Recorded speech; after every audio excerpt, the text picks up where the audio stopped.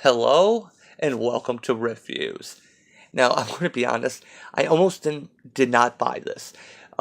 As I mentioned in my Ironheart video, I accidentally bought the second printing of the first issue.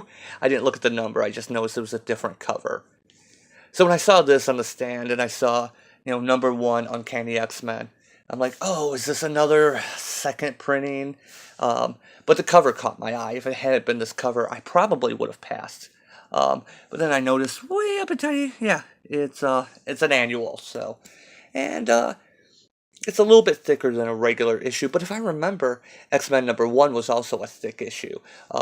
So I picked it up at first, thought, yeah, this is probably a reprint. What caught my eye was the cover, and I really like Cyclops. And this is a fun cover. It's not boring. It's not just Cyclops is coming at the camera like they like to do. This has all the various eras, basically all the different costumes, and it's kind of fun to go through. You have classic X Factor when it first joined, because you notice he does have the yellow stripes up here. Then we have after Fall of the Mutants, when they all got costume changes. X Factor here, Phoenix Force, Jim Lee.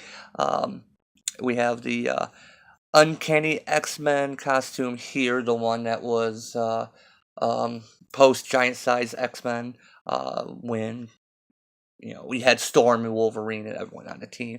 You got the Grant Morrison era, which is pretty much when Cyclops started going down.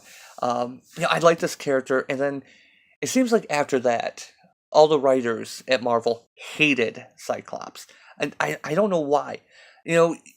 Yeah, there's the whole Madeline Pryor, Jean Grey thing coming back, and I understand. He made some bad decisions during that period, but it was kind of humanizing.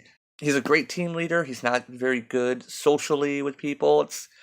Yeah, but anyway, so the way Marvel's been, I picked this up because we knew Cyclops was coming back. We know Wolverine's coming back.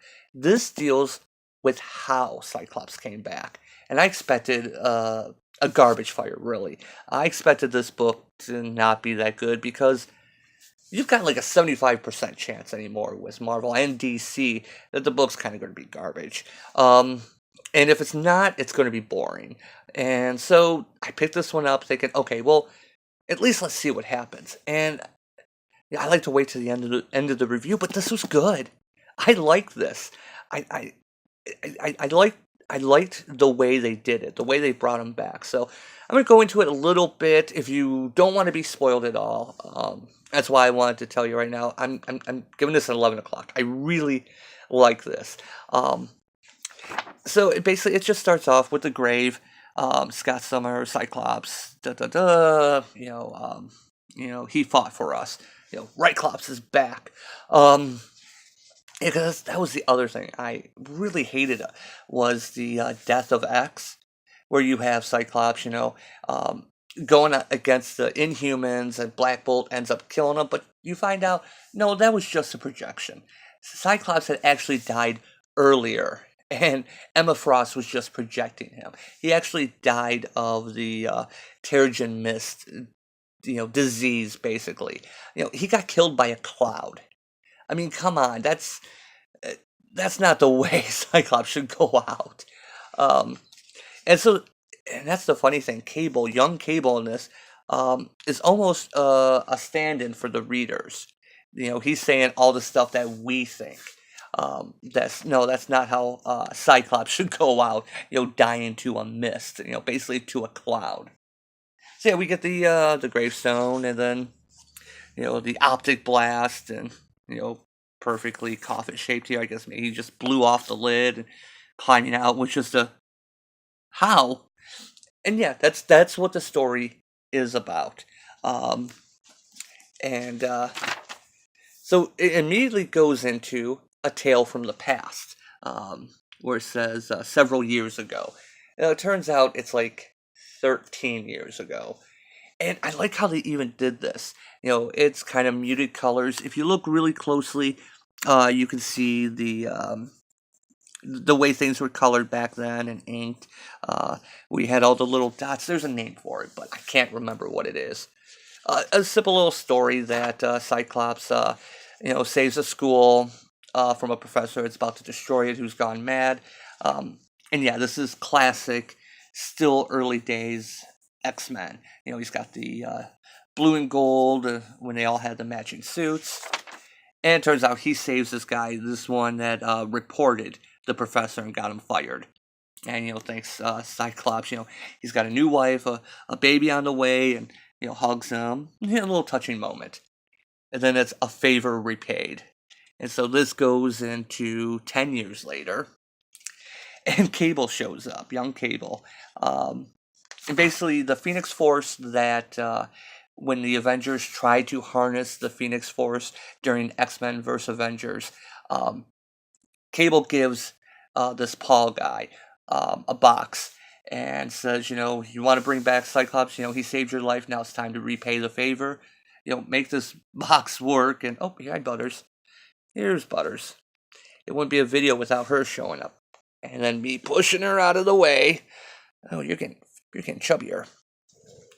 And so the whole thing is he needs to make the box much smaller. Doesn't need to harness the whole Phoenix Force. Just siphon it a little bit. And then they go over his several deaths and how, they implanted this box in and how it gets kick-started with the Phoenix Force. So once Cyclops is back, Cable and Paul are there, greeting him. And one of the best things about this book, and maybe for me, I hate this costume. The two shades red, X across the face. Yeah, I don't like that. So Cyclops, here's where we see he goes back to this costume. Not one of my favorites, but it's a better costume. And yeah, I'm just going to stop right there. And do this kind of quick here. This book is good. And of course, Cyclops is given a choice, help the X-Men or help the guy who helped bring him back to life. And, which is Cyclops going to choose? And they also bring up a lot of things, how Cyclops killed Professor X and, how he would feel about that, even though he was possessed by the Phoenix Force during that time. And let's be honest, Rachel Summers is like the only one, and I will not call her Rachel Gray. She is Rachel Summers. She is the only Phoenix host that did not get corrupted by it. That she was able to harness it and basically go about her day without like I said, being corrupted or misusing it, or they didn't even really show that she was tempted by it, or struggling with it, the way, you will see Jean. And that's never addressed. I wish that would be addressed. If I was writing, you would definitely know, because there'd be a lot of Rachel stuff in the book. But anyway, this book is good. This is good. Pick it up. If you're an X-Men fan, there's the whole joke about Rightclops. And this isn't so much Rightclops. He's no longer mutant Hitler, which was actually closer to, like a Malcolm X, Mutant X type thing, where he was kind of being set up as a Magneto, new Magneto, and being harder about Xavier's dream. And yeah, this looks like it's back to form. The art's pretty good. I like the art. Not crazy about young Cable, but time travel shenanigans. I know he killed his older self, and older Cable can probably come back someday. But who wrote this? Ed Brisson, yeah, and Carlos Gomez with the art. Good team. I like this team. This was a good book. And they retcon certain things into it to show how the resurrection happened and the steps they had to take. And it works. It works really well because Cable is a time traveler. So, yeah, he can go back in time and fit things in and actually, retcon on the fly. Okay, it's not really a retcon if they're showing things that didn't happen before. It's just working in some previously unknown continuity, and that's always nice. I like that. Yeah, and this is fun. There is a this professor. He does come back for his revenge. I like this. I like how they actually went to something that looked like the older style, the way comic books used to look, and I like this. I've said before, and and people have actually given me flack about this. Comic books don't need to have all these layers. I mean, yeah, they do look good. Um, but the problem is right now, comics are really expensive for what you get. When comics were originally created, when the medium, and I'm going back way, way, way back, like, World War II era, they were meant to be more disposable. Not really, they didn't need the best paper. It was actually, leftover newsprint, to be honest. You could do a lot even with this. You could tell a story. You don't need to spend the extra money for the super glossy paper and super expensive coloring process. And people have given me flack about that. But look at manga. I'm not a manga fan myself. I've nothing against the manga industry or people that are into it, but they don't have crazy colors and everything. And it's one of the things they can give. So many pages for the price. You get so much. So yeah, it was really nice to see this. Even the muted colors, and they did a really good job. I mean, this page here where you can see the difference, and yeah, it really helps to show the time difference. 13 years ago versus, well, this was actually 10 years after that, but you get the point. Um, yeah, I like this issue. This issue was good. Pick it up, and like I said, 11 o'clock. I'm giving it an 11 o'clock. Um, Not terribly deep. Don't worry. It's very a basic um, character doing what's right. And that's what we want. We want to see Cyclops back to the old Cyclops, and you do see that at the end of this book. You'll see him as he's making choices and looking back over the past few years, and it's almost like I forgot who wrote it again. Ed Brisson, Brisson. Um, Apologies if I mispronounced that.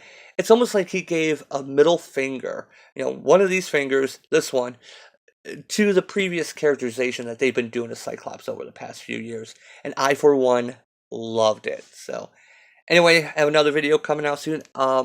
Smooth Criminals, got that. We'll be checking that out in a bit. So, as always, thanks for watching.